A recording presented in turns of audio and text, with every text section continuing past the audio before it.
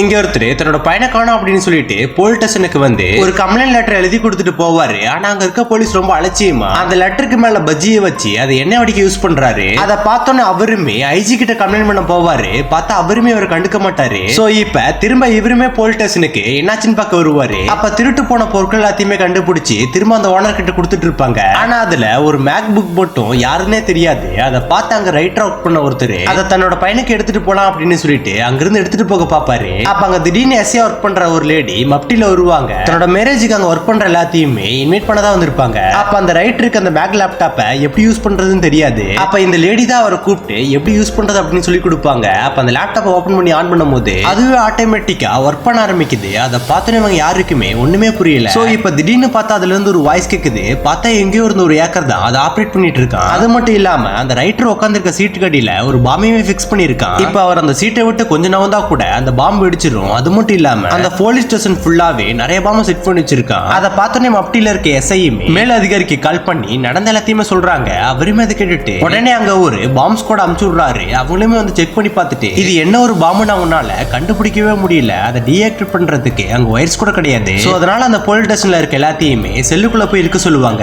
எப்படியாவது அந்த பாம்பை இப்ப டீஆக்டிவேட் பண்ணலாம்னு பார்த்தா அந்த டைமிங் பாம்பு ஒரு ஃப்ரீக்வன்சி அலைன்மெண்ட்ல தான் ஓடிட்டு இருக்கு. அந்த அலைன்மெண்ட் கட்டானா உடனே அங்க இருக்க எல்லா பாம்புமே வெடிச்சிரும். சோ இப்ப அந்த செல்லுக்குள்ள போன போலீஸ் எல்லாருமே வெளியில வருவாங்க. ஆனா அந்த நேரம் பார்த்து அங்க இருக்க ஒரு கைதி யாருமே பார்க்காத நேரம் பார்த்து அங்க இருந்து தப்பிச்சு ஓடலாம்னு பார்ப்பான். ஆனா அந்த ஏக்கர் வந்து ஒரு ரூல்ஸ் போட்டிருப்பான். அங்க இருக்க யாருமே வெளியில போக கூடாது அப்படின்னு சொல்லிட்டு இப்ப அந்த கைதி வெளியில போற ஒரு டோர் பக்கம் பார்த்து மிகப்பெரிய ஒரு பாம்பு அடிக்குது. ஆக்சுவலா அந்த பாம்பு அந்த ஏக்கர் தான் ஆக்டிவேட் பண்ணிருக்கான். அவன் சொன்ன ரூல்ஸ் மீறினால தான் அப்படி பண்ணிருக்கான். சோ இதுக்கப்புறம் அந்த ஏக்கர் அந்த போலீஸ் எல்லாத்தையுமே என்ன பண்ணா அப்படிங்கிற வீடியோ கமெண்ட்ல எஸ்ன்னு கமெண்ட் பண்ணுங்க. இதோட பார்ட் 2 போடுறேன்.